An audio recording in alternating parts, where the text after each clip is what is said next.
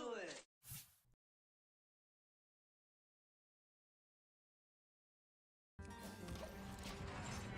What's up, guys, and welcome back to Paul's Hardware. This is my monthly Q&A video, which I'm now going to be calling Probing Paul, thanks to your valuable feedback. It's a title that I don't know, I'm okay with it. I'm warming up to it, I think, a little bit at a time. If you'll notice, there's kind of a blue glow reflecting down here. That's because I have just finished my video on the Maximus 8 Formula motherboard from Asus, which is actually, I don't even know if I can look at this. It's actually running right now. It's plugged in and running. Alright, I'll just leave that there for now. Anyway, if you guys want to ask me questions for my monthly Probing Paul Q&A video, for next month, for example, you can post comments in this video's comment section. That is where I got some of the questions for this video. This is last month's right here. There's Kyle, young.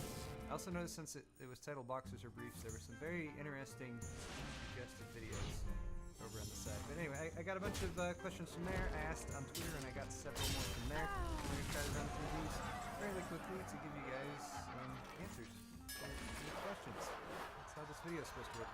Anyway, just a representation of just one of the many requests to change the title of this series to Probing Paul, so thank you to everyone who suggested that and voted for that.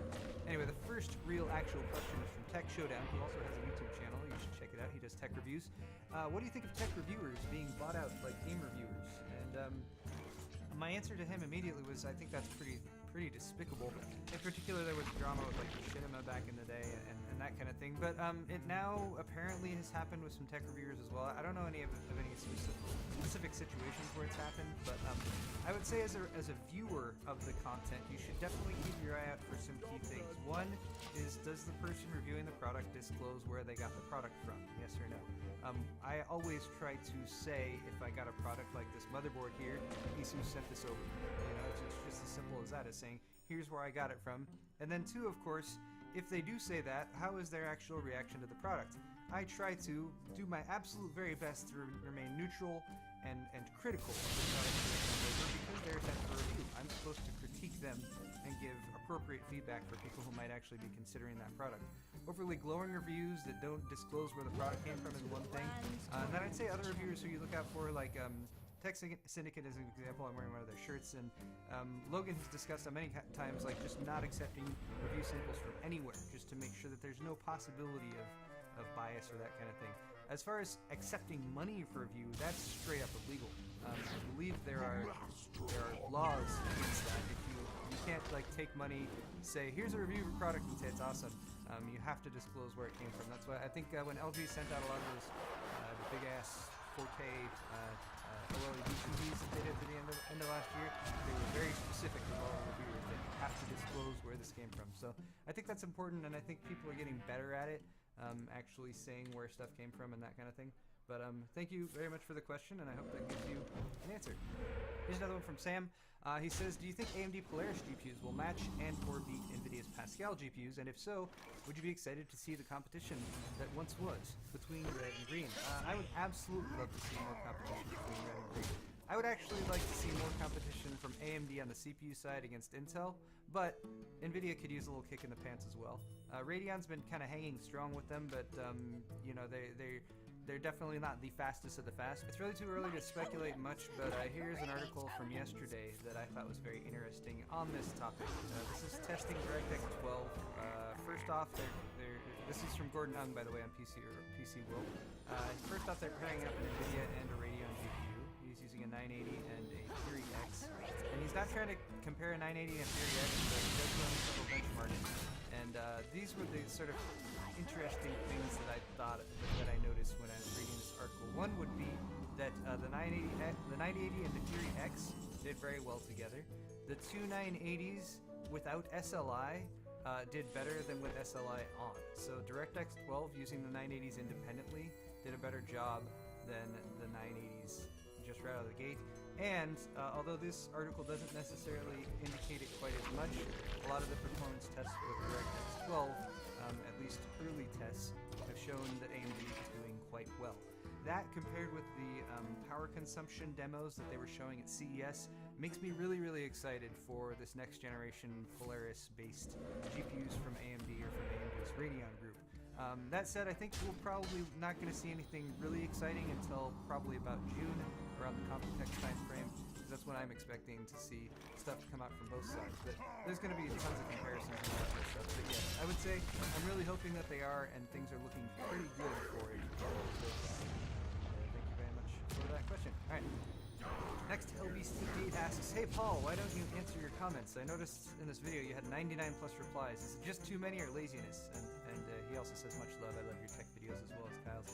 And I think actually what he is referring to here, if I can jump back to my Boxers or Briefs video.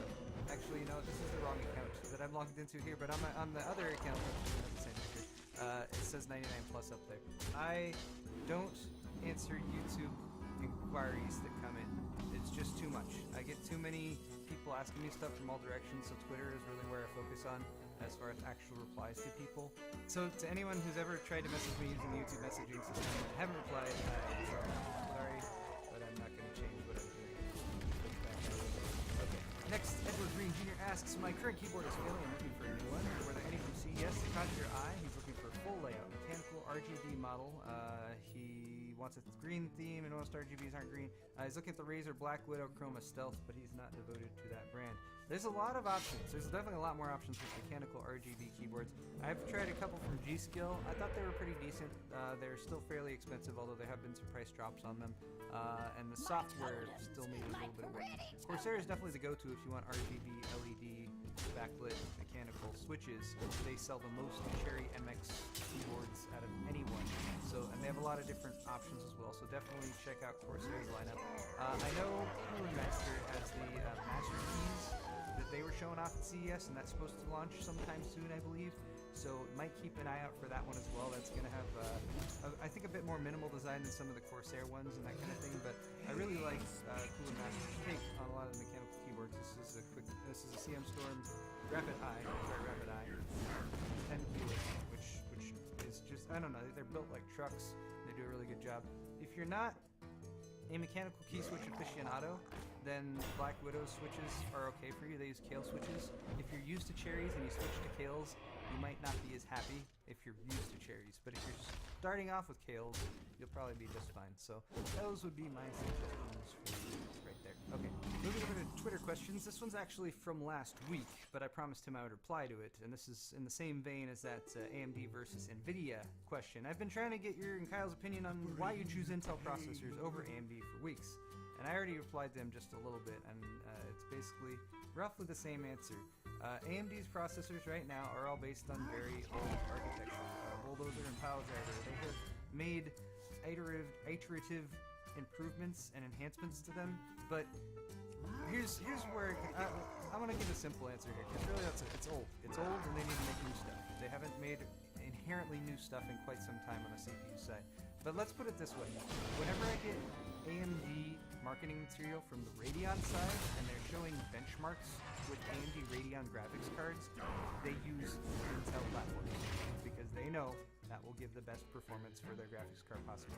I'm not saying you shouldn't use AMD for gaming systems, because for gaming systems, which don't need a lot of CPU horsepower or might need less, you can still get by with them just fine, and they're still kind of viable. But with the stuff they have plans coming out this year, it's hard to advocate buying into that platform right now.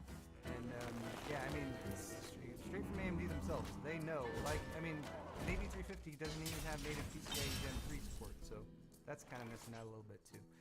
Anyway, I hope that gives you a little bit more details. There's more I could go into there, like history of the company and some decision-making they did in like 2006 to the mid-2010s, where they were like focusing on different things and switching between different CEOs and having different goals for the company, and that's always hard to like kind of keep up with. Yeah, but anyway, that's probably hopefully enough explanation of that question.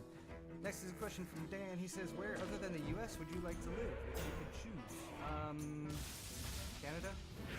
I would probably say Canada. It's easy to speak English. I really like the Pacific Northwest, and that's even northier than the Pacific Northwest. I like big mountains, I like hiking, I like clean air, all that good stuff. I've traveled other places that I might consider living, but I don't know. The places I've traveled in Asia, I wouldn't mind visiting for longer periods of time, but it's hard to see myself living there full time. And there's definitely places in Europe that I kind of like picture as I could live there, but I've never actually visited. I've only been to like Italy.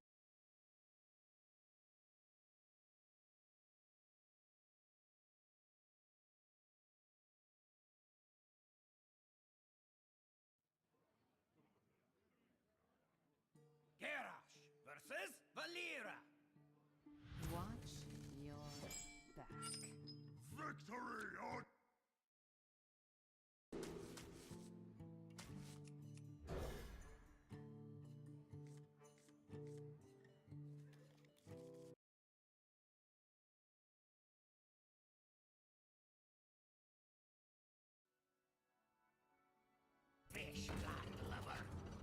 I'm in charge now.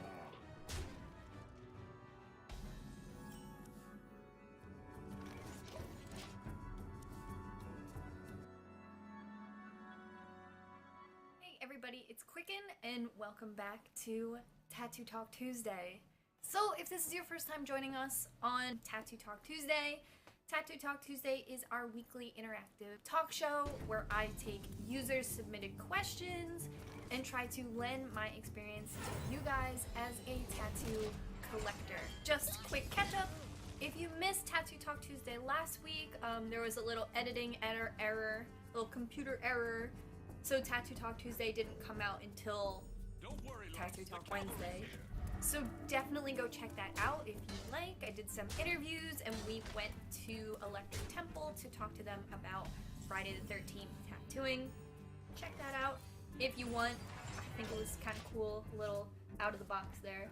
So this week we are going to kind of jump into a more discussion-based episode, and today we're going to be talking all about sexualizing tattoos and kind of the effects of dating while being heavily or tattooed in general. I get a couple questions about this at least once a week, and it's something I've always wanted to talk about, but I'm only limited to my experience. You know, I think it would have been a really cool subject to get someone else on the channel with me to have a back and forth about it for sure. And you know, if that's something you would want to see in the future, I think the topic can definitely be revisited. But today we're just going to be talking about my experience being a tattooed woman, because that's my experience, in the dating pool.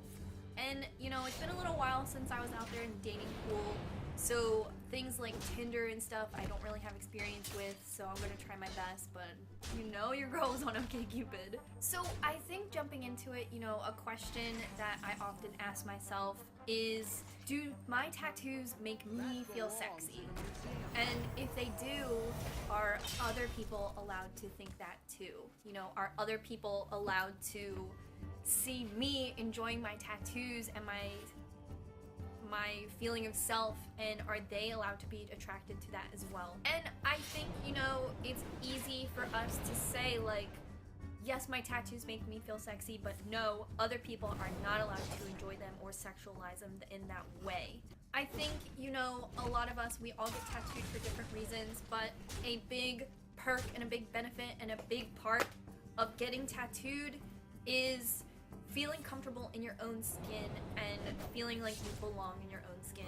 Definitely for me, you know, there's always the little peak after just getting a tattoo where you're looking at it, you love it. You know, I just got a tattoo on my upper thigh, and it made me love my legs. And you know, middle school, high school, I don't think I'd ever feel comfortable saying like, I love my legs, they look great, let me take a photo of them on purpose. So it's really awesome to me to be able to have that tattoo, but it's kind of difficult because, I mean, this is something I find, if you're going to photograph your tattoos, they're all over your body, and your body is that entire working canvas. So if I'm going to take a picture of my upper thigh tattoos or my sternum tattoos, stuff like that, obviously the body part is always going to be connected to, I mean, you know, directly related to the photograph. So it's funny, you know, I got tattooed by Mike Ski last year, and 2 years ago, and I got a tattoo in the back of my thigh. And we tried to take photos of it, and there would be photos where I was like holding my hand to my back of my thigh, kind of pulling my skirt down, and different angles, and it just got to a point where he was like, hey, like, love the tattoo, but there's no appropriate way for me to post this without it receiving some sort of feedback. And I went home and I took a picture of the tattoo myself, and it was easier for me to angle my body and still get a good picture of the tattoo, but there was no way that it wouldn't be at least perceived in some sort of sexual way because of the location, the upper thigh. There's no way that you can photograph it without the bottom of my butt being shown. So I think we deal with that, and it's challenging because you could see a picture, like, personally, me as a tattoo collector, I can see a photo of, like, a woman, and she is showing off a new tattoo that she got, and I can be like, yeah, girl, get that tattoo. And then you can read the comments, and they're like, sexy AF, and you're like, oh, is this a sexy photo, or is this just somebody trying to share a new tattoo that they got? And I think that those questions are blurred, and they become one thing. And you can hear people say, like, oh, like, that's a thirst trap picture, like, that's a picture where someone's trying to show off. And I can come in and be like, no, it looks like she just got a tattoo. Or, like, how else is she, or they, you know, how else is anyone supposed to show their tattoo if it's not on their fucking hand without taking a photo? And why can't you put, like, an artistic spin on it? I mean, all of us are out here trying to create great content. And I'm somebody who, if I'm going to take a picture of my back tattoo, I probably have to have my shirt off, or else the tattoo picture is interrupted by straps or shirt or needing to move something. Obviously, depending on what I'm going for in the photo, I can leave a shirt on, you know, pull a sleeve down, whatever, but it's just going to get to the point where if I'm going to show my keystone tattoo, I have to hold my breast out of the way. And then it's like, well, that's a picture of someone holding their breast. And it's like, no, that's not what I was going for. I'm really just taking a picture of my tattoo. I think with that, a lot of that becomes, does confidence really attract people? If you seem like you're someone who's comfortable in their skin, they're comfortable taking photos of their tattoos, revealing parts of themselves, you know, does that represent confidence? And does confidence attract people to you? If a picture like that will draw attention to you and people are saying, like, she's sexy, you know, I'm saying she because I'm talking about my experience, but, like, she's sexy, she's comfortable in her skin, she's willing to show it, and I'm looking right at it. But what came first? You know, for me personally, I was not confident in my skin until I started making my body my own and putting my own interpretation on how I want it to look onto my body. So without the tattoos, would I take the revealing photos? No, I wouldn't. You know, I'm not that interested in my upper thigh, and I'm not that interested in my ribs and my back, but I am interested in the tattoos. And shit, you know, half of the time, I take these pictures so I can see my back tattoo. I think I made a caption that was like, finally got around to taking some pictures of my tattoo I can enjoy. And it means I can enjoy them. If confident attracts people, I think, you know, you kind of catch yourself, because if you're confident about your body because of the tattoos, now it's suddenly like, it seems like people are coming to you because they are attracted to the tattoos as well. And I think they are. And my next point is, like, why do tattooed people, tattooed women, you know, why do our tattoos come with labels? Like, why am I suddenly sexy because I have tattoos? Or why am I tough? Or, you know, why am I like a troublemaker, a bad girl because I'm tattooed? I mean, these are all kind of stereotypes that I never signed up for, I never agreed to being, you know. If you asked me 10 years ago, like, do you feel like being sexy? I'd be like, no. Like, I'm not like a sexual person.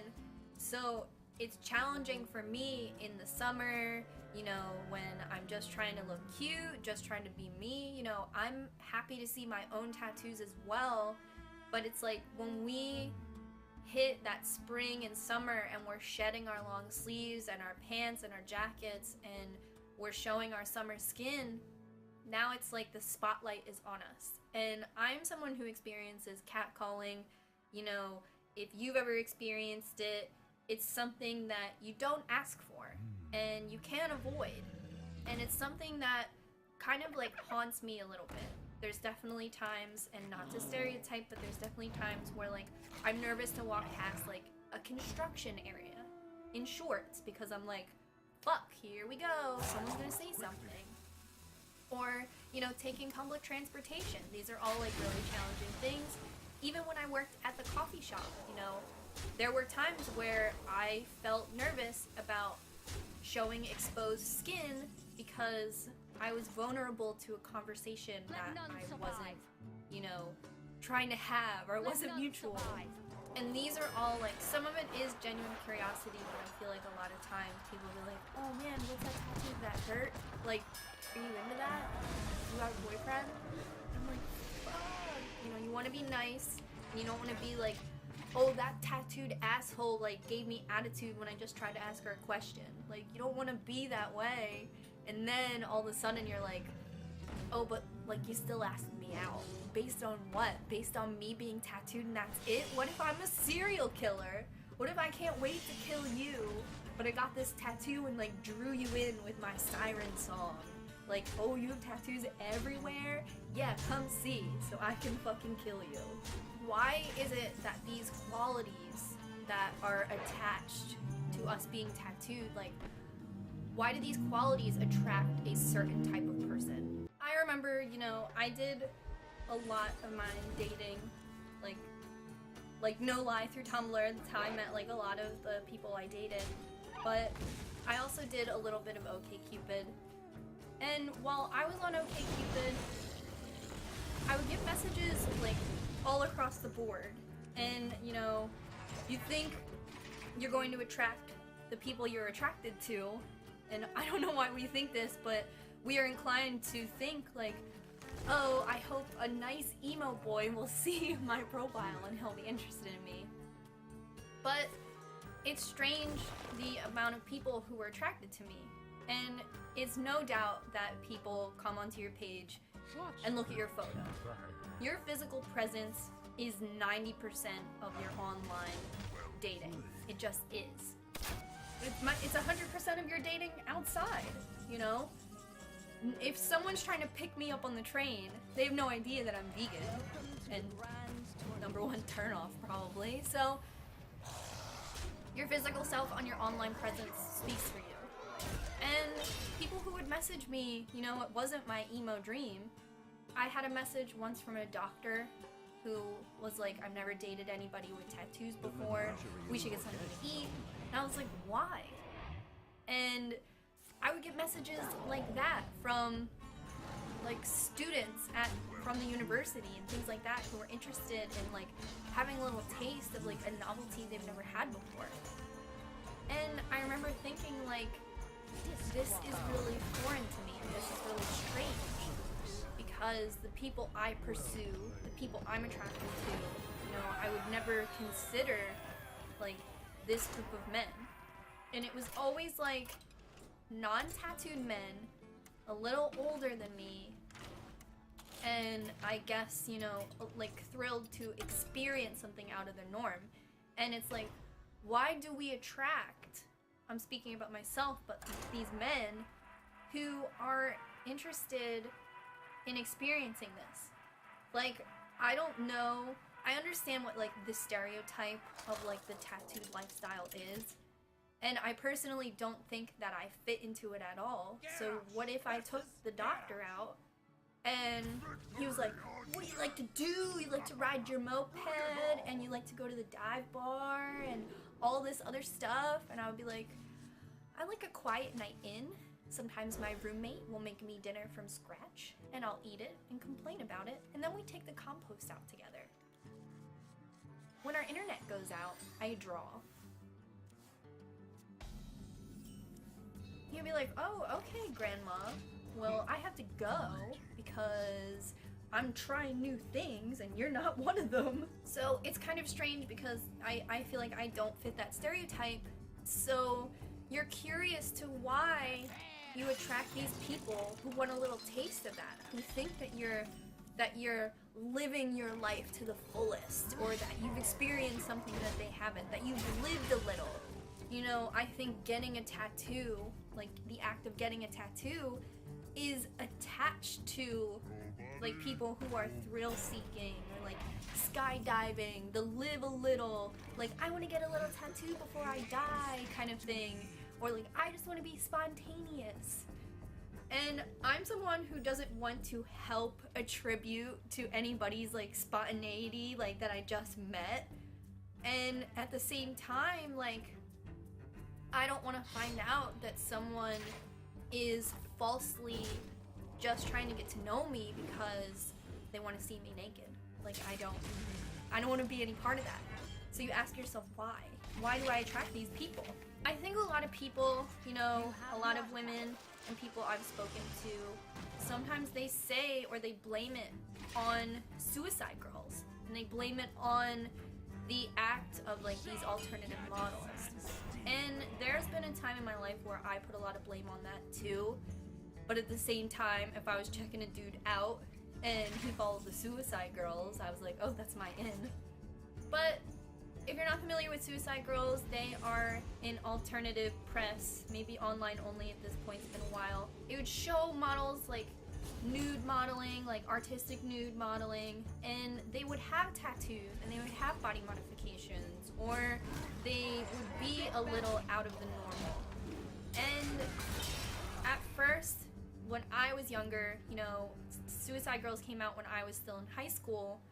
This was something I was really excited about, but I used to read their blogs and try to relate to them as people.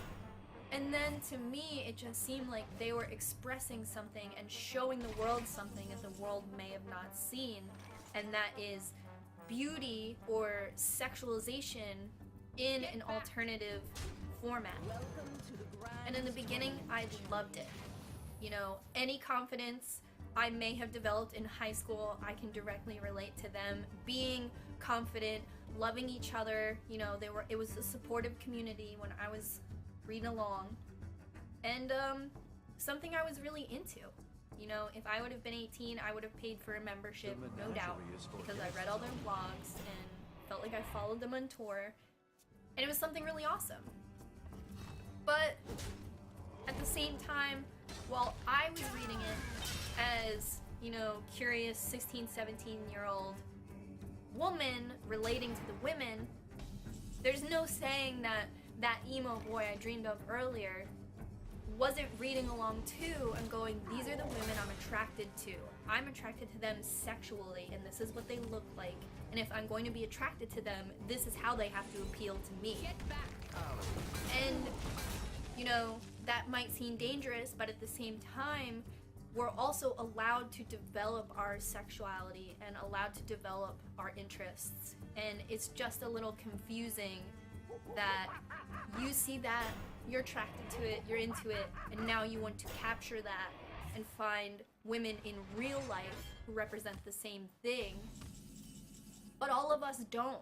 You know, I don't have a single issue with Suicide Girls, and I think that it does help to have that presence out there, because I think as an alternative woman or a tattooed woman, I definitely have that right to express myself and show the photos. And like I said in the beginning, our confidence, does it come naturally? Does it come from being tattooed? Are you suddenly full body tattooed, you met your tattoo goals, and you're like, I'm ready to show them off, I fucking love myself? So I don't have any ill will towards Suicide Girls, and I don't think that they have been harmful to my plight. If anything, I related to them when I needed the most help, and although I don't think their website's structured the way it used to be when I enjoyed it, I think that it gives a lot of people a chance, and that's awesome to me. Is there some trickle down? You know, do people see a tattooed girl and ask? You know, I've been asked at the coffee shop if I was a suicide girl more than once, and it's always embarrassing to my coworkers who hear, and it's embarrassing to me too, because I'm like, no. Do you ask everyone with tattoos that? Because you should probably chill out. Who knows? I'm not offended that they would ask me that, but it's a bit strange to ask someone you've met for 3 seconds, do you pose nude? So I think, you know, being able to flex my tattoos, you know, can be a part of my sexuality, because I think, you know, my naked body is a tattooed body. So if you're attracted to me, you know, if you're someone who says like tattoos are disgusting, tattoos mar your body, tattoos are daddy issues, you're not going to be someone who's attracted to me. And maybe I'm a little fucked up and attracted to you in that aspect, but it's not gonna mesh and it's not the same. So I think my sexuality, however loosely defined, you know, as a tattooed person, my sexuality is unique to me and my body is tattooed. So I do want to end this with, do I think tattoos are sexy? And do you think tattoos are sexy? And do I look for a tattooed person when I'm in the dating pool, when I was on OkCupid, when I was on Tumblr? And I think, you know, out of everything, when I'm looking for a partner, when I'm attracted to somebody, I just want to be with somebody who understands me. I just want to be understood. And, you know, I'm not trying to say fucking that I'm so misunderstood and all of that stuff, but it's easy to say and it's easy to recognize that someone who is a tattooed person is going to relate to me a lot more. They're going to have similar experiences to me. They might know similar people. They might just already be attractive to me if they like the same music, like the same stuff, have seen the same things as me. So when I was looking for people like to date on Tumblr or OkCupid, I would gravitate towards people who looked like me because it was just a little more blatantly obvious that we might have shared experiences. And you know, I've been on terrible dates with tattooed dudes, and I've had awful experiences dating tattoo artists, and I've regretfully met people who I was like, damn, that's a fucking good tattoo. I have no time for games. You're the worst. So it's hard. I think it's obvious that a tattooed person would have a lot more in common with me, but it doesn't mean that we might meet and get along.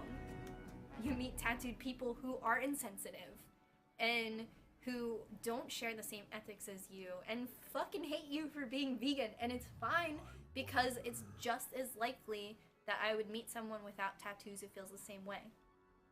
Currently, I'm in a relationship with a partner who has no tattoos, but we relate on levels that I need to be accommodated in and he needs to be accommodated in, and tattoos in that aspect, like, it's surface level. I think, you know, he thought that I was sexy and had tattoos and stuff, but like I said, it was kind of a sure bet for him because he knew I was alternative and he knew that I lived an alternative lifestyle, and you can kind of just tell that someone who is tattooed may live off the cusp and be in a social circle that you're into. So with that, it's really hard, you know. You roll the dice, and if you find that someone is attracted to you because of your tattoos, it may also be because, you know, they saw that you had a Liberate tattoo, and they were like, oh yeah, cool, into it. I'll give her a shot. But then you might also have like a little sternum tattoo. You might find someone who's like, show me the rest of that tattoo sometime. And you're like, ugh. So I think dating as a tattooed person, or just existing existing in general, is going to be difficult for women and other people, you know, dipping into the dating pool. So I'd love to hear your experience. You know, all the hashtag Quicken boys out there, let me know. And if you're down in the comments, if this was a question that you asked me, I tried to cover a ton of questions in this, let me know how you feel. So definitely let me know your experience as dating as a tattooed person, or maybe you're not tattooed at all, you just love this stuff, maybe you want to date a tattooed person, let me know your experience down below. I love reading your comments. I love that this is a little community. And I'm sorry that this was a little talk heavy. You know, this is a series that I like to be like multifaceted, and I think it's great that we have the sit down chats and we have the go out in the world and get the experience, and we have the educational. I just think that this is a culture, you know, that is mysterious to some and does have so much experience behind it that is so individualized that I would just love to hear your thoughts. So let me know. Thank you everybody who has asked questions, and I love you guys. Make sure you subscribe if this is your first time here. Give this video a thumbs up. I really appreciate it. You have the And don't forget to check out Tattoo Talk Wednesday from last week. I think it really all came together super well. I love you guys. Until next time, bye.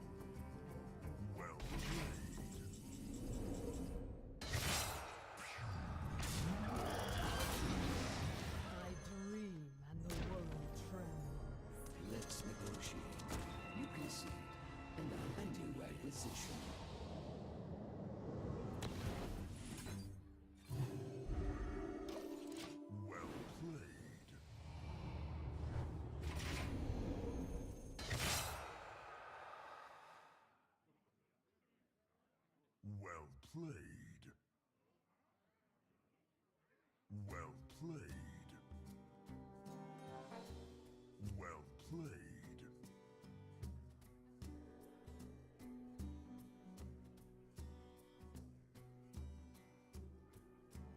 You will burn!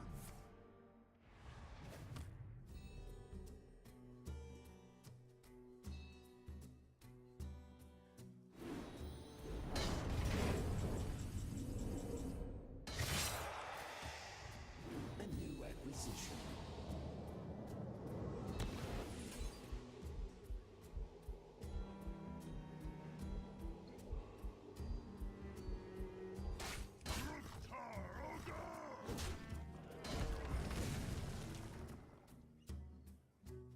I shall bring you rest.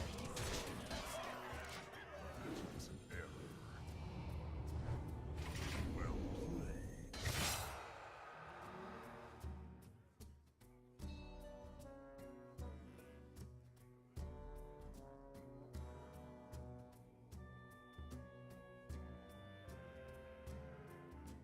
That belongs in a museum. That was an error.